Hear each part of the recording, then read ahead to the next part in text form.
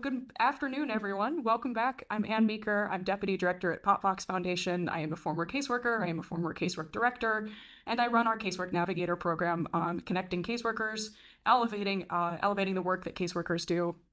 Trying to make the case for how casework fits into the policy feedback loop is a huge value add for making government work better. And today is the second in our very exciting series of casework webinars focused on helping you understand how changes to programs, agencies might impact your caseload right now. It might impact it in the coming weeks, the coming months, so that you can prepare to adequately serve your constituents, feel like you have a heads up for what might be coming your way, and a little bit more expertise on the why around some of your casework. And the inspiration for this series really came out of the chaotic few months early this year when it just felt like the agency program changes were coming left and right. And I know it was a huge burden on caseworkers to figure out what is real here, what is maybe real, and then what can I totally ignore as just noise. So that is really the aim of this series, is helping you sort that out. So around those early months, I had the incredible good fortune to be connected by my dear friend and mentor, Harlan Weber, to Dana Chisnell, who was the first head of customer experience for the Department of Homeland Security and part of the founding cohort of the U.S. Digital Service. And Dana and I said, how can we kind of bring that expertise, Dana's expertise within Dana's network, to caseworkers to help them understand what's going on. So this is the second in this series. You may have joined us earlier this week for a discussion on FEMA, and today we are focusing on SNAP. Now, I know many congressional offices don't directly handle SNAP, but refer those cases to your state counterparts, but many do. And even for those of us who have handled programs like the VA and Social Security, we know that SNAP can really be interconnected as part of the network of safety net programs holding constituents up in tough times. And so we are really excited to have this discussion today on SNAP. And we hope even for offices that may not handle this frequently, this will also be a really good intro so that you are ready if those cases do start coming your way. Dana, I would love to kick it your way for opening remarks and then to introduce Rebecca and Dave. Thanks so much, Ann. Right now I work for a company called Bloomworks, which is a digital services company helping everybody make public services easier to use for regular humans. So I'm excited about this series because I think the more that congressional staff know about public digital services and how they're delivered by the federal government especially, but we may touch on state delivery here today too, the better we can all support constituents. So today I am delighted to introduce you to Rebecca Piazza and Dave Garino. I met Rebecca about 10 years ago in the early days of federal government digital transformation, and I'm honored that she agreed to be on today's webinar. She has more than 25 years of experience improving government technology and making public services more accessible, effective, and human-centered. Her experience transforming civic technology spans federal, state, and local levels with leadership roles in both government and the private sector. Most recently, Rebecca served as the Chief of Staff at the USDA Food and Nutrition Service during the Biden-Harris administration. I don't know why my devices are talking to me. She joined FNS in 2021 as Senior Advisor for Delivery, where she collaborated with programs like SNAP and WIC to modernize benefit delivery through service design and technology. So before USDA, Rebecca was Vice President of Program Delivery at NAVA, Public Benefit Corporation, managing a broad portfolio of projects aimed at improving digital services for those who rely on them the most. She also served as Acting Executive Director at 18F at the General Services Administration, leading a team of technologists to enhance the user experience of government services. So thank you once again, Rebecca, for joining us. Now I turn to Dave. Dave and I got to work together for a very brief time when we were both at the California Office of Digital Innovation working on implementing pandemic unemployment programs. He's brilliant and a creative technologist. Dave Garino is Director of Emerging Technology at Propel. He's a SNAP expert and a technologist who's been working for more than 10 years to increase access to safety net benefits using tech. Before joining Propel, Dave was the co-founder and director of Get Cal Fresh, a digital SNAP assister service that simplified applying for food stamps in California, serving millions of households. He has also spent time in state and federal government working to make public benefits more accessible. So through both his work and in a volunteer capacity, Dave has directly assisted thousands of people navigating SNAP. I'm going to say it's more than thousands. Navigating the SNAP program's complicated rules and sometimes difficult processes. His work to help people get SNAP has been recognized with Social Services Community Recognition Awards in San Diego County in 2018 and a Hunger Fighter Award from the California Hunger Action Coalition in 2019. He was also nominated for a Freshie Award for SNAP Outreach Leader of the Year in 2019. So welcome to both of you, Rebecca and Dave, and thank you so much for joining us today. Anne, back to you. Awesome. Thank you so much, Dana. And thank you, Dave and Rebecca, for joining us. And, really excited to get into the weeds today. So a little roadmap for folks. We're going to try to cover three big areas: handling SNAP-related casework today, anticipating changes to SNAP casework in the coming year, and then a little bit of a meta and kind of crystal ball conversation about how SNAP administration may be changing in the future, including, of course, the elephant in the room, the giant reconciliation bill pending in the Senate with some huge possible changes to SNAP. So I'm going to remind folks that we are a nonpartisan team. This panel is a nonpartisan panel. We're not here for a political agenda, but we want you to help understand, or to help you understand what might be coming so that you can prepare no matter which side of the aisle you're on. So I want to start with a quick round of what caseworkers might be hearing from constituents today. And then Dave and Rebecca would love your insight into what's happening there and just advice on where do you start with these kinds of cases. So a first big one that I think will sound familiar to a lot of people is hearing from a constituent that they were dropped from SNAP or had their benefits reduced and can't figure out why. Where do you start? Maybe I can start with that one. So in general, this is, I think, useful to unpack sort of the process that someone goes through to get and keep SNAP. If they've been dropped for benefits and they had benefits previously, it's usually related to one of two things: either an annual recertification that most people have to do, or a 6-month report. So there's these sort of different points at which you need to sort of show again that you are still eligible, nothing's changed in your situation. And I'll speak specifically to the recertification process because everyone needs to do it usually once a year, in some places more frequently, and in some contexts a little less frequently. The recertification is very similar to applying for benefits. It's sort of like applying again, and it has 3 parts. It has filling out a form that you usually get in the mail about a month before it's due. So that could be one reason they didn't get the mail and they didn't send it in. A second is they need to do an interview, and that gets scheduled after they have sent that form back. So that can be an issue if they didn't send the form or if they missed mail saying that this is when your interview is scheduled for. And then the last thing is sending in documents. So this is SNAP for both applying or recertifying.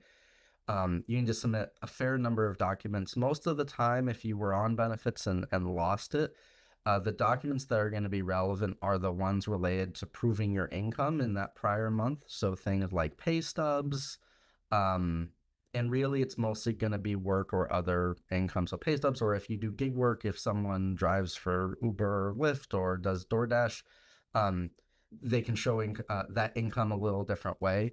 But generally those are the 3 areas. And then the last bucket, I'd say, if someone was on benefits and is reaching out because they somehow didn't get a deposit this month, and they're trying to figure out what's going on.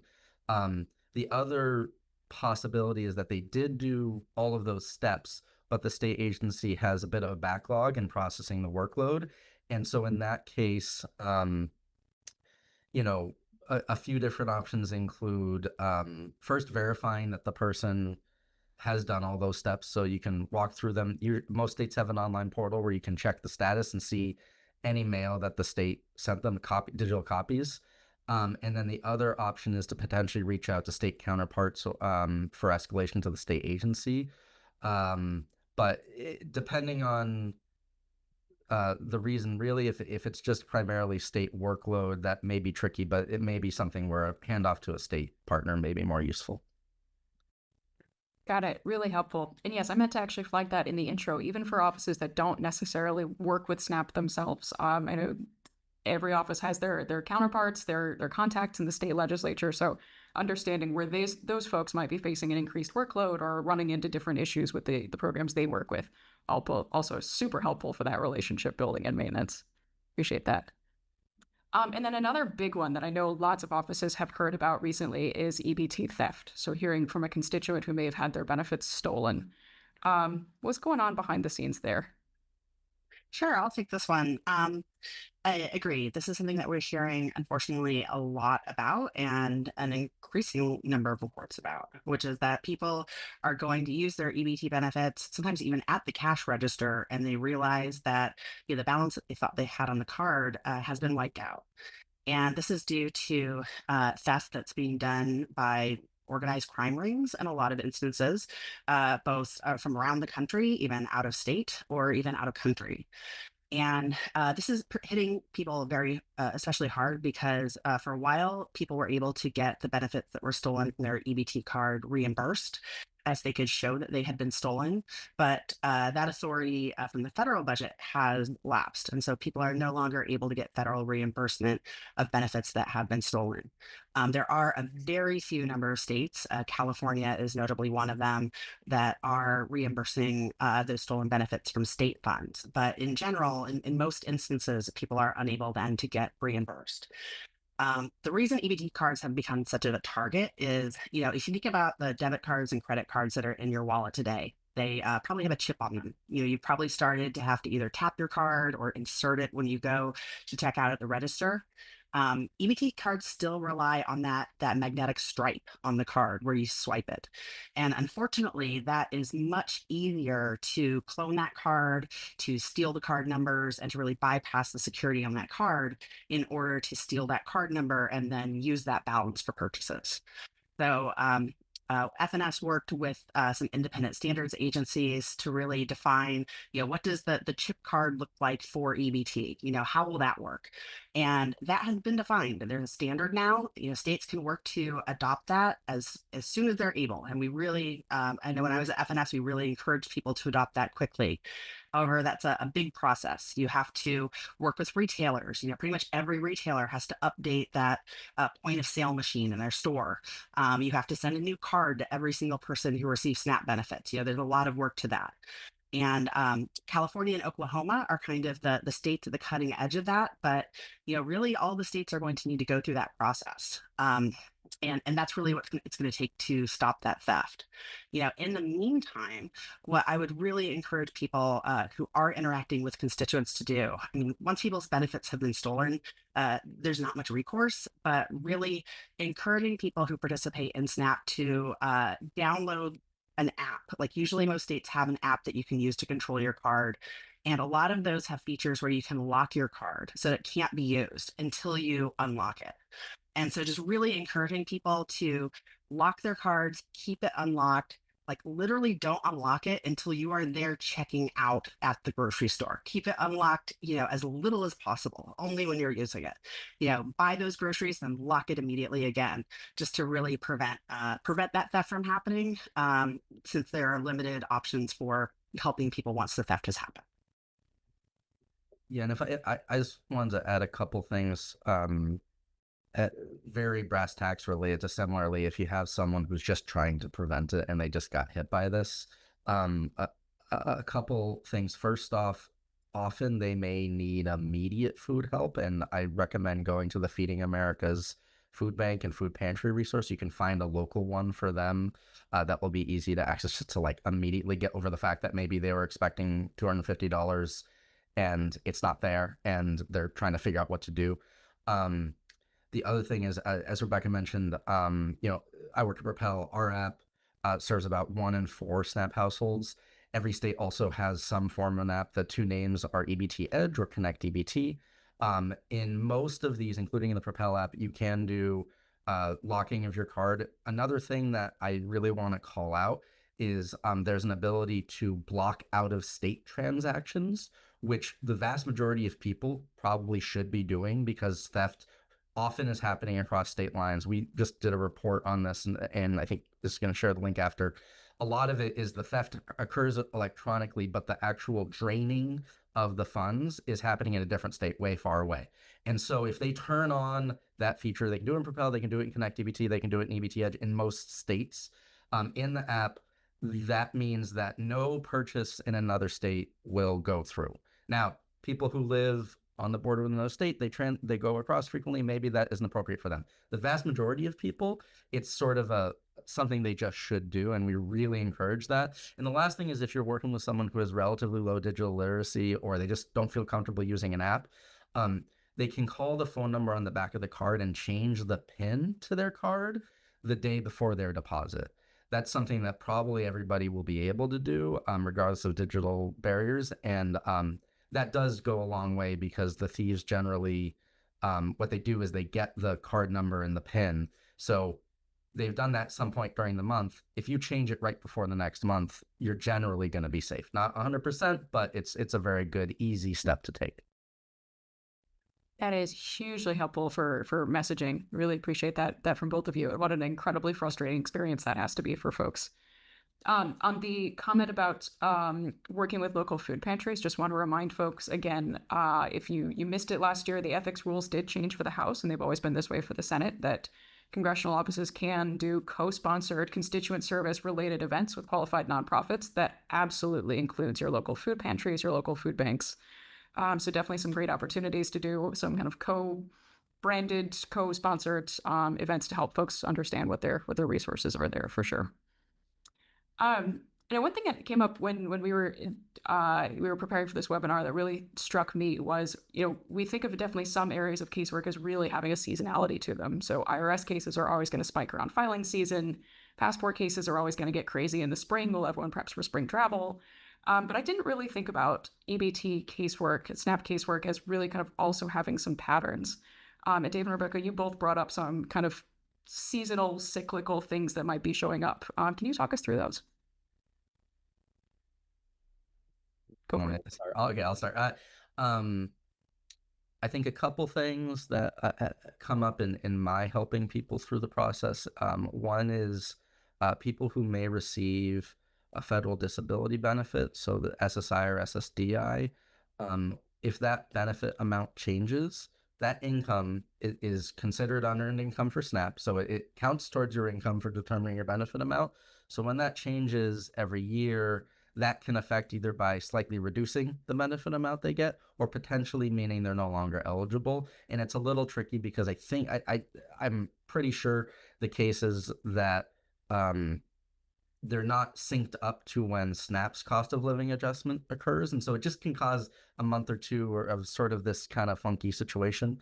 The other thing around seasonality and cyclicality that I would mention is that, unsurprisingly, I think the biggest factor is if and when there is a recession or a significant increase in unemployment, that is when SNAP caseload very drastically, very quickly increases, because SNAP is based on your last 30 days of income as well as your forward-looking next 30 days. So if you just lose your job now, for the purposes of SNAP, you could apply, and potentially, if you have no future income coming in, most likely, you can probably get the maximum benefit amount immediately.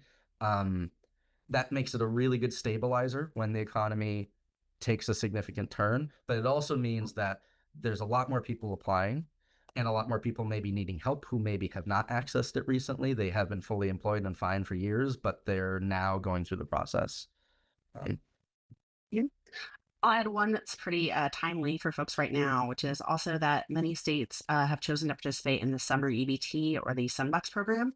And that's a program where people who are qualifying for this will get $120 per child that is school age, actually younger than school age as well, added to their EBT card, or a new card issued to them if they're not somebody who currently receives SNAP.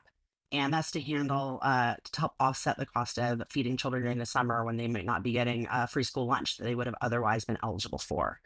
So people who are enrolled already in SNAP, and also some other programs like TANF or Medicaid, should see that happen pretty automatically. Like if you have a SNAP card and qualify, that money should just be added to your card. If you qualify for this program and don't participate in one of those programs, those families will need to fill out an application and apply, and that will have some intersection with the SNAP system, although there are sometimes those are different groups in different states. But just mentioning this because you may see some caseload of people who are expecting to get this benefit and it didn't appear, or questions about the timing of that benefit, which again differs from state to state. And that may be something where, sometimes there's even questions or confusion of, I got $120 extra on my SNAP card this month and I don't know why. And I'm afraid to spend it because I'm afraid they'll come and take it back because I got this as an error. So just being aware of that program if it's offered in your state, and that you might be getting some calls about that. Super helpful. And yeah, I think just the specter of overpayments for anyone who's worked in benefits world is like this one of the scariest words out there. So definitely understand that. Super helpful. And then speaking of planning ahead, so we've talked a little bit about kind of normal SNAP casework, just as it is, as it's probably been for the last year or two. But independent of the reconciliation bill, it sounds like there are some changes coming for SNAP programs, and that will definitely happen as we're talking about what will definitely happen or will probably happen as we're talking about what caseworkers can plan for. Rebecca, in particular, you were talking about the waiver program and how waivers work for states and how that may lead to some big changes. Can you talk us through that? Sure. There is, y'all might have seen in the news that the current FNS agency is approving waivers related to what can be purchased using SNAP benefits, and are approving sort of nutrition-related waivers. So about 6 states at this point, I believe it's Alaska, Idaho, Indiana, Iowa, Nebraska, and Utah, have waivers that are approved that are going to limit what people can buy. Usually what is now going to be excluded are sodas, energy drinks, candy, those types of food. What is potentially challenging, and where you might hear from retailers, is that the types of foods that are excluded are different from state to state. The states are defining those rules.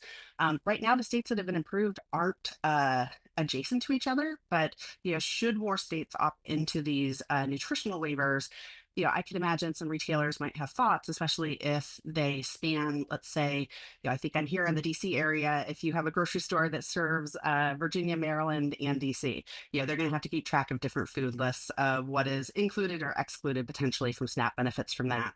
And so you might hear from those, and you might hear from constituents who are either surprised or, have feedback about what they no longer can purchase with their SNAP card.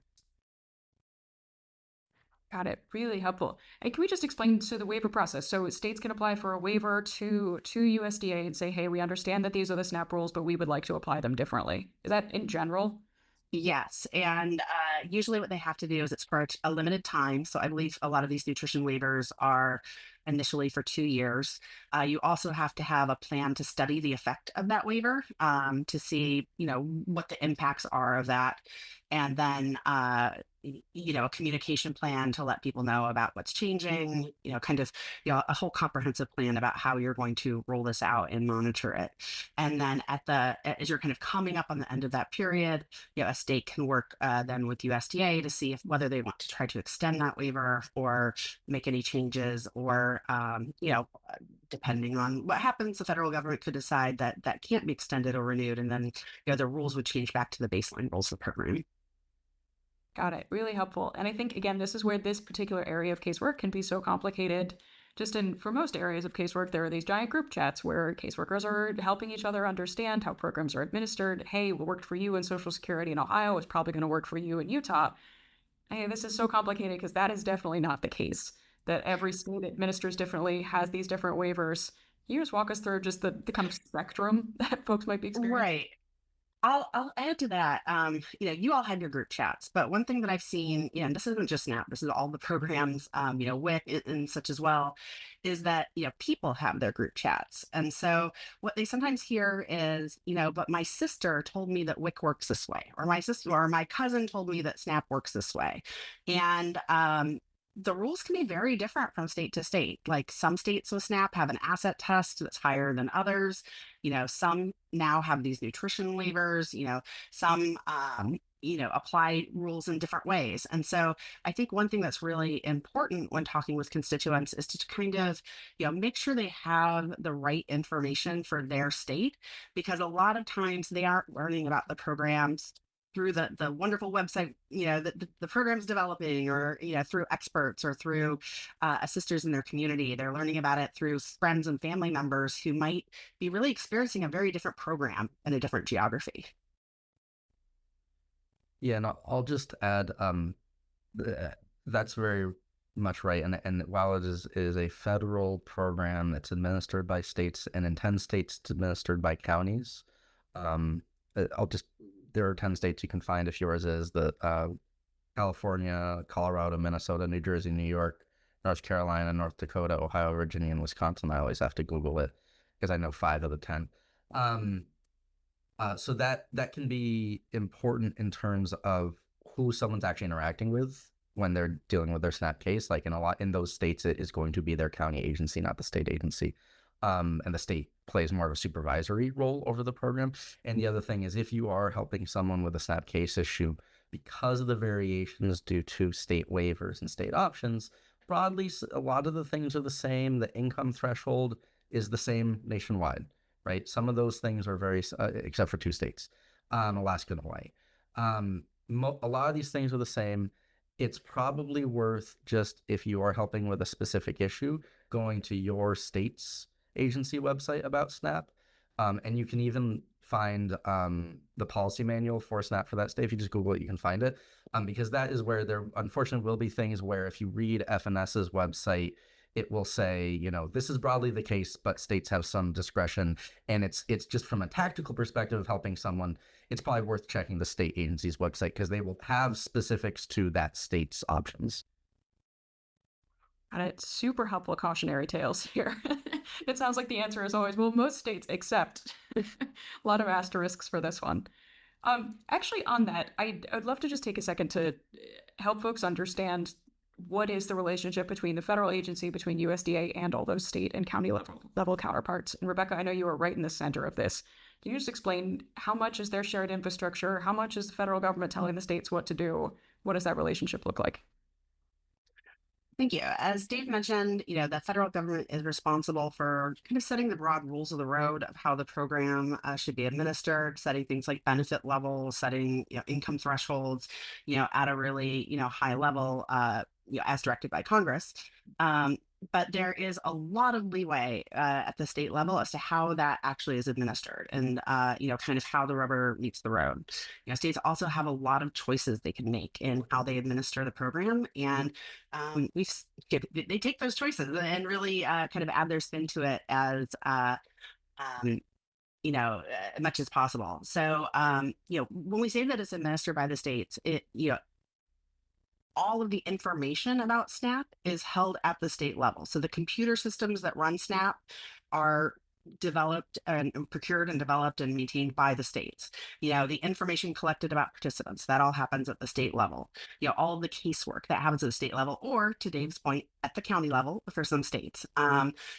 Really at the federal level, it's much more policy and technical assistance. So helping the states understand the sort of policy mandates, the policy choices that are available to them, and then providing technical assistance on how the states may want to run and implement the program, but they are not providing computer systems, people. They're not working those cases. They are providing oversight and quality assistance, and ensuring that the program meets the standards that are expected, but are not working day to day on cases.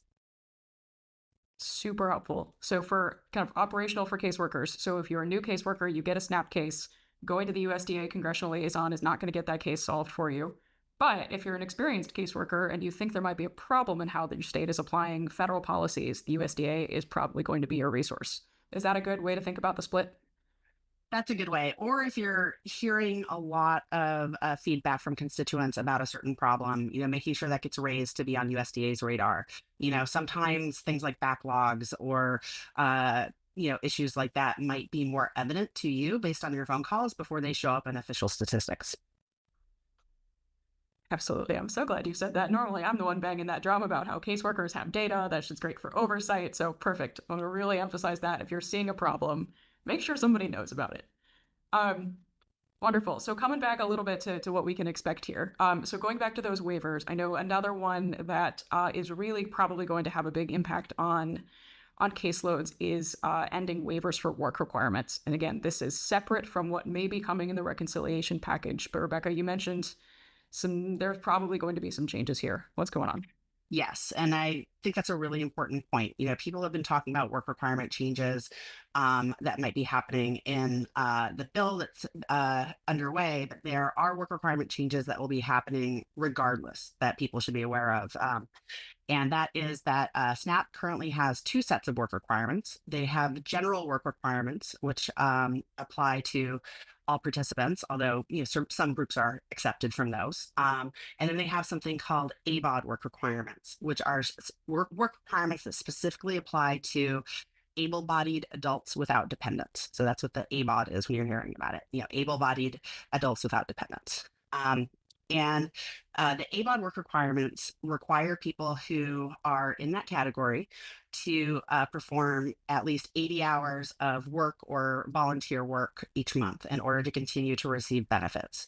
If you do not meet those requirements for 3 months in a row in I think it's a 3-year period, then you'll no longer be eligible to receive SNAP benefits. Now, states can apply for waivers for these requirements for part or all of their state. And the basis of those waivers is if the state believes that there are not enough jobs for people to be able to meet these requirements. So you could, your state may have submitted a waiver saying, this county or this part of the state, we really shouldn't hold people to these work requirements because there just aren't jobs for people to get. And so that's really not something appropriate to hold people to. A number of those waivers are sort of going away. Frankly, a lot of areas, everywhere was waived during the pandemic. Since the pandemic, states have been coming off of those waivers that have been applied statewide and maybe pulling those back to only a few counties. The current administration recently issued a memo saying that they will be revisiting work requirement waivers and making some adjustments, and we are seeing that happen. We've seen a number of states come off of statewide waivers recently, and so these are programs that have not had to apply these rules in a while and now are having to apply them to their constituents. And there's kind of two aspects to that. First, that's going to impact workload for the SNAP caseworkers. They're already, really playing catch up from, unwinding from the pandemic when it comes to doing all the interviews, doing all the recertifications and all the work sort of needed to stay on top of the things that they have been doing. And now it's adding in this other part of the process where they need to check to make sure people are meeting these work requirements in order to maintain their benefits.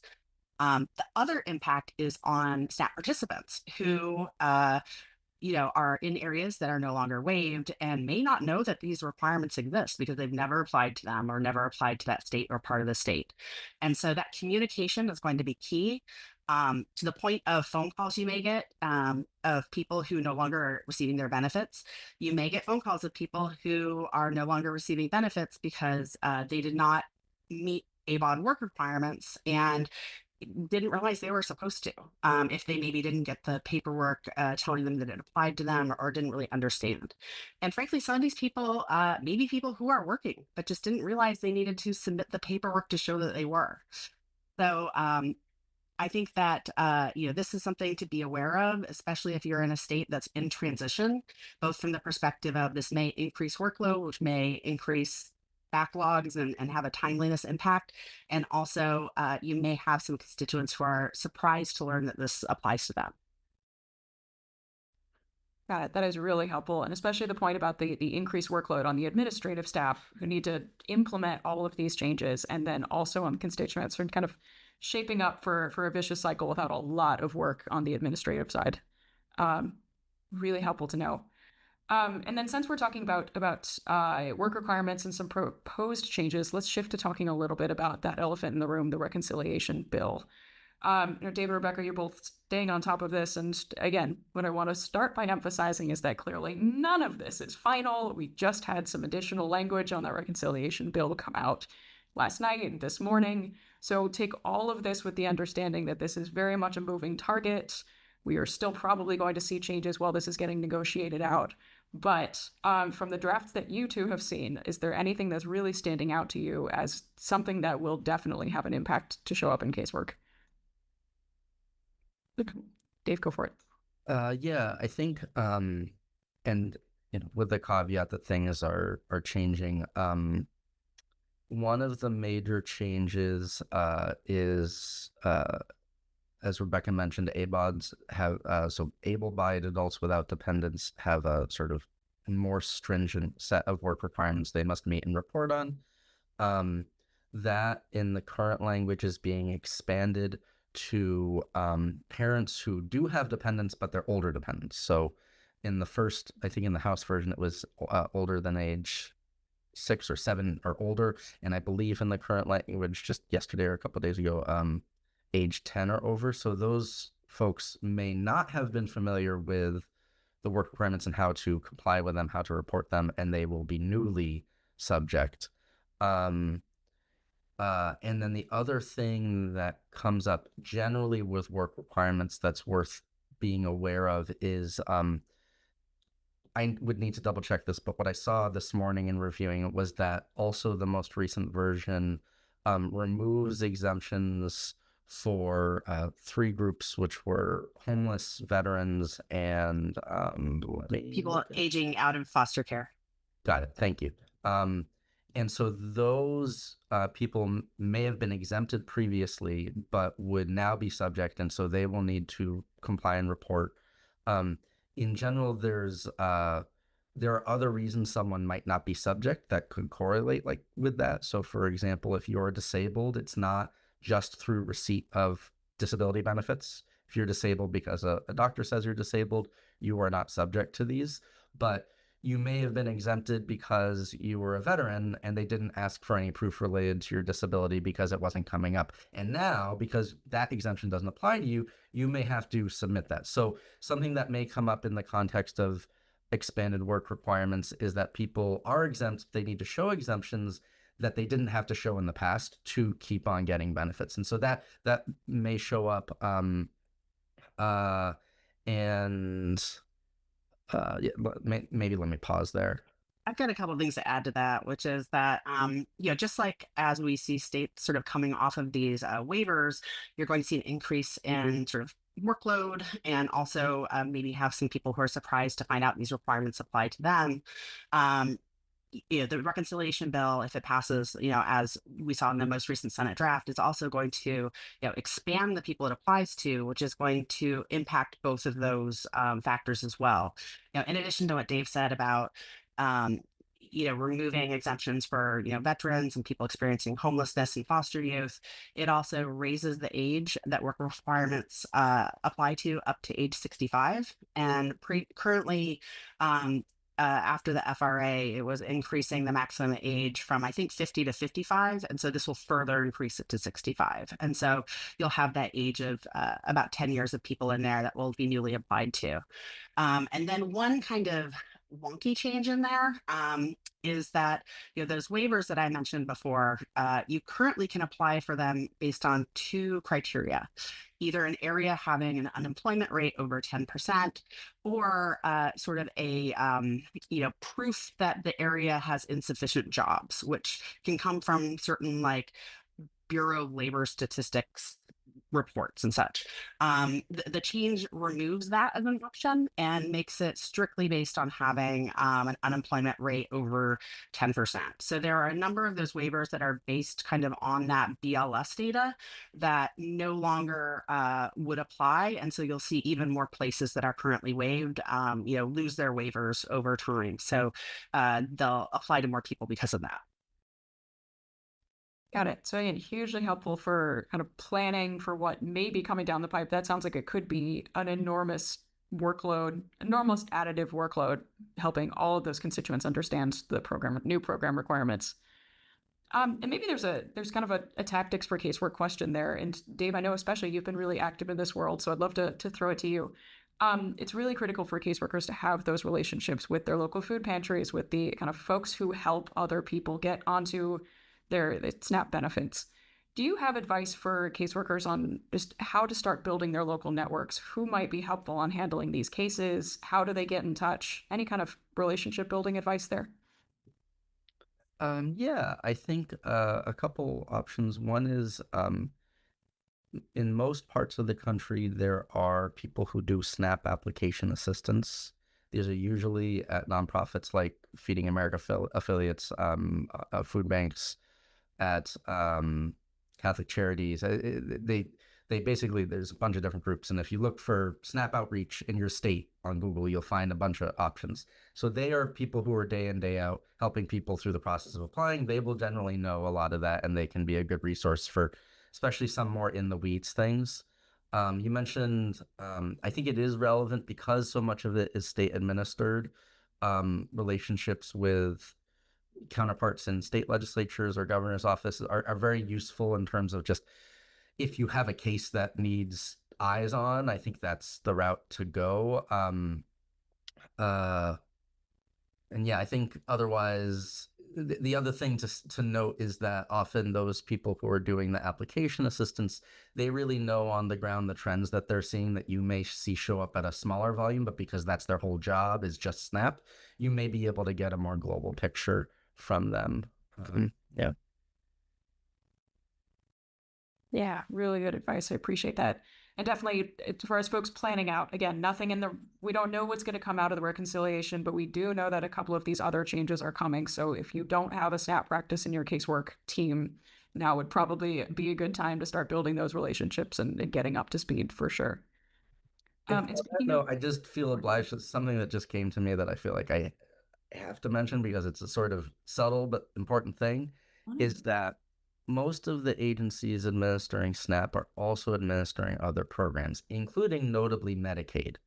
And in terms of total caseload of stuff they're administering, the thing to keep in mind is if there are also, which in this bill, that major changes coming to other programs, but namely Medicaid, which is a big overlap with the SNAP population, the amount of administrative workload state agencies will have to do will be very, very significant. So to the extent there's a bunch of new requirements in Medicaid, it's the same people processing those cases as for SNAP. So you may get more escalations on the SNAP side that is not directly coming from SNAP changes. It's coming from the fact that the caseworkers are doing multiple programs. And we hadn't talked about that. So if I didn't make that note, I was going to feel bad. No, you absolutely should. And actually, that really leads to the other thing I wanted to ask you both about the reconciliation package, which is administrative cost sharing. Now, this is going to sound really weedsy. It does have an impact. Hang in there, hang in there, guys. So one of the big proposed changes in the reconciliation bill is changing changing the proportion of benefit cost sharing and then also administrative cost sharing for the states. Can one of you walk us through just what does that mean for the program? Sure. So there's a provision in there to reduce the current amount of administrative cost sharing, which is 50% down to 25% for administering SNAP. So right now, states are matched at 50% for money that they spend for the administration of the program. So administration is, those computer systems that manage the program, the people that work in the call center or that, process the cases and determine eligibility and recertification, those types of, people and tools, those are your administrative costs taken to run the program. And so states will see the amount of money that's provided by the federal government reduced by about half. And that's at the same time, as I mentioned, that some of these workloads are going to be going up because of some of the changes to rules. So states are going to need to look at their budgets, look at, of course, efficiencies that they can maybe achieve in administering the program, but also are probably going to need to, look at their state budgets and figure out how to fill the gaps that's going to leave. The big change that's really unprecedented, there's always been an administrative cost share. There has never been a cost share around the benefit amounts, which is the money that's actually loaded onto those EBT cards that we talked about each month. But the bill proposes for the first time introducing those. And the way it's structured is it's based on the payment error rate. Something interesting about the payment error rate is that it includes both overpayments, people receiving too much in SNAP benefits, and also underpayments, so people who didn't receive the right amount and should have received more. And so if the total of that payment error rate is less than 6%, then states will not have to cost share. But then it goes up to 5, 10, or 15% of sharing, that benefit amount that's on the cards of people, depending on the error rate. And something to know about SNAP is that the benefit amounts significantly dwarf the administrative costs. So I think, Dave, you ran some numbers of, what even a 5% cost share would be like in some states, and it was potentially, tens or hundreds of millions of dollars. Wasn't that? Yeah, I saw it was just Pennsylvania. I saw an estimate that was $400 million for last fiscal year. So it would be a non-trivial impact to state fiscal coffers.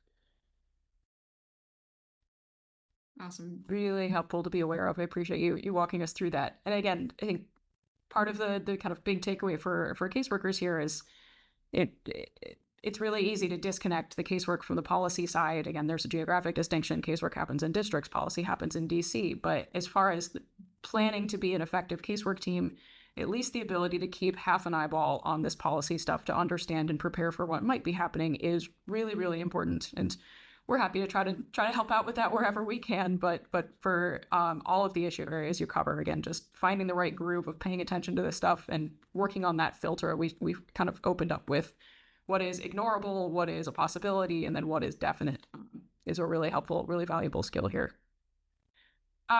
Folks, I want to remind folks again, we have some time for Q&A, so please go ahead and drop in. Oh, we do have a question here for both of you. Do we have any material that we can read regarding the EBT error rate and how it could be affected by the reconciliation bill? Such a good question. Welcome any pointers for where to look, but any thoughts off the top of your heads? That's great. I will say that the Center for Budget and Policy Priorities has been running a lot of numbers on what the payment error rates for different states would look like and what that could potentially mean as far as dollars that states would need to contribute towards benefit amounts. While this is based on the payment error rate, and the Senate version has a tranche there where there would be no contribution if error rates are below 6%. One thing I do want to highlight is that if you look back over the last 20 years, every single state has been over 6% for at least one of those years. So that's something to know about the history, even if you have states that are, trending well today. As Dave mentioned, SNAP is a program that is affected by, economic circumstances. And so those, the volume can change a lot. And then, given sort of how that flows through workload, that can then have, be seen in, differences in payment error rates, as those volumes change during different economic circumstances. Yeah, and I'll just mention two things also. One is I give a lot of credit. USDA's FNS's webpage on explaining the payment error rate is quite good, has some very good diagrams, and I would recommend that. The other thing I would mention is that I don't know if it's still in the bill. I think it was in the bill, so I would have to defer to someone looking more closely. I think the language also, right now, the error rates are based on, have a little bit of a, like a grace zone in the sense of under a certain amount of dollars, it doesn't count. Like if it's less than a $30, I forget exactly, it doesn't count as an error because it's close enough. But I believe that might have been gotten rid of. And so it's possible that there are larger, like the forward-looking numbers will be higher by virtue of that definitional change. Is that right, Rebecca? So the version that was passed by the House included a change to that where there would no longer be any grace in something being considered an error. You would actually have to get it spot on, right on the dollar. The version that was passed by the Senate on Tuesday did not include that change. And so that would go by the current definition, which again provides that sort of small buffer there, understanding the challenges of getting those calculations lined up to the. Sounds like a challenge for any agency and program to be that accurate. Dana, jump on in. And yeah, if I can add to this, whatever the changes will be from this reconciliation bill, whenever you have changes to federal programs that are delivered at the state and county level, it takes time to have them implemented. So the deadline, paying attention to the deadlines for implementation, I think are going to be really is going to be really important. And there's this sort of trickle down, right? Like Congress passes the bill, the president signs it, and then federal guidance may be issued, and then state guidance comes from that. There may also be additional legislative changes at the state level, especially for work requirements and things like that, further defining what's happening within a state. And then if it's county administered, there could be further trickle down to implementation as well.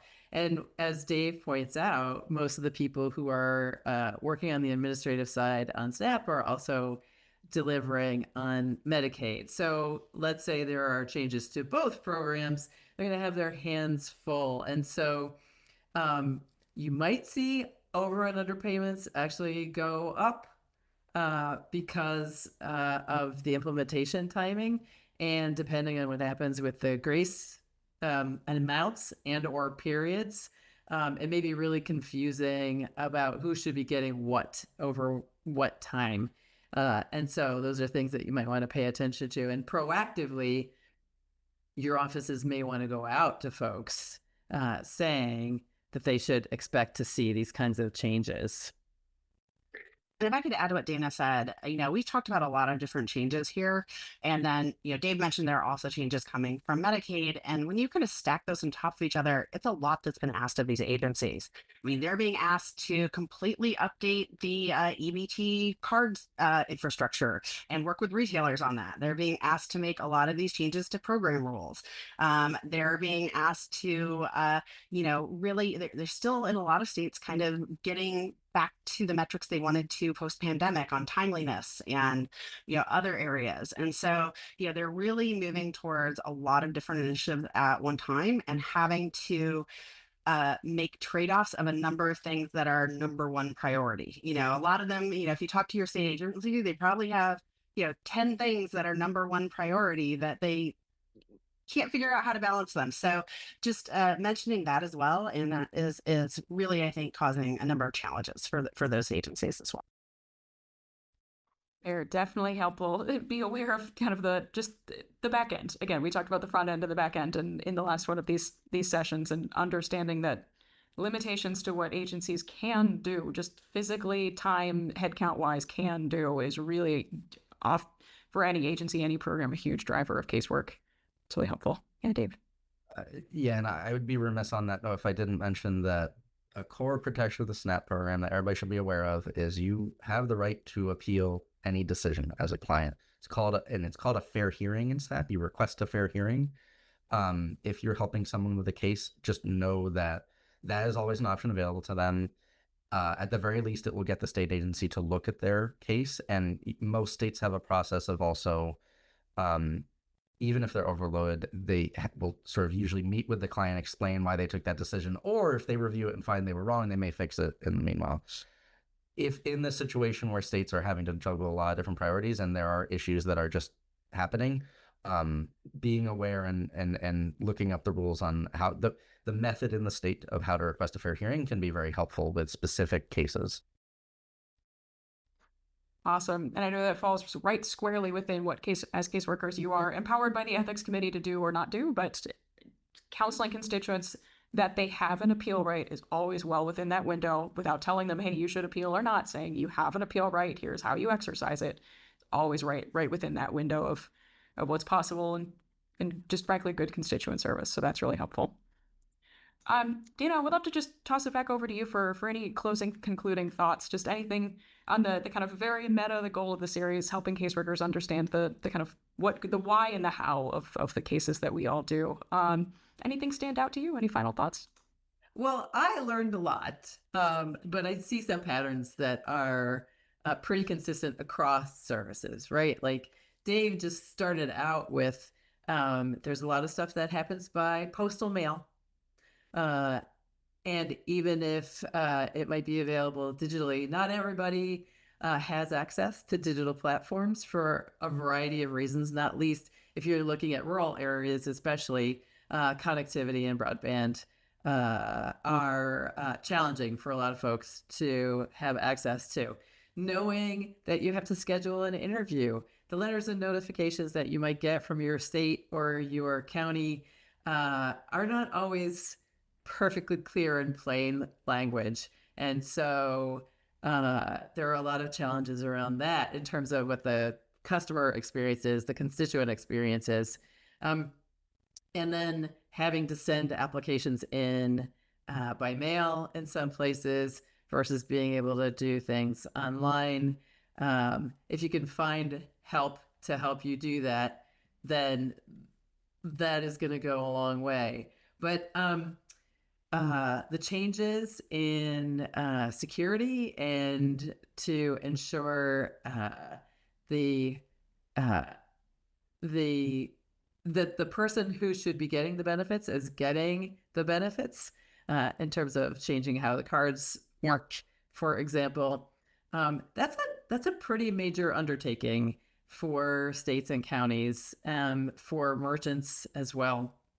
And one of the things this made me think of was my local farmers market is starting up again next week. I live in Andover, Massachusetts, and the farmers accept SNAP there. And so like these are small farmers who will also have to make some changes to allow for folks to get their wares. And so seeing this giant ecosystem and how it works from place to place for different configurations of individuals and families is just wildly complex. And I can't thank people who work in constituent services in this area enough for the assistance that they give folks, because it is truly a complex space to get a benefit out of.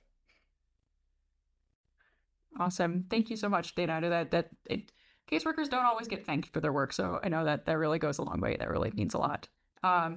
Wonderful. Well, let me say thank you again. Thank you to Dana for your support in making this whole series possible, and then to Dave and Rebecca for joining us today. We so appreciate your insight, your generosity with your time, from your vast experience working on these programs. We really appreciate it. Like Dana said, I also learned a lot today, and I know there's a lot of really helpful tactical information and big picture information that's hugely helpful.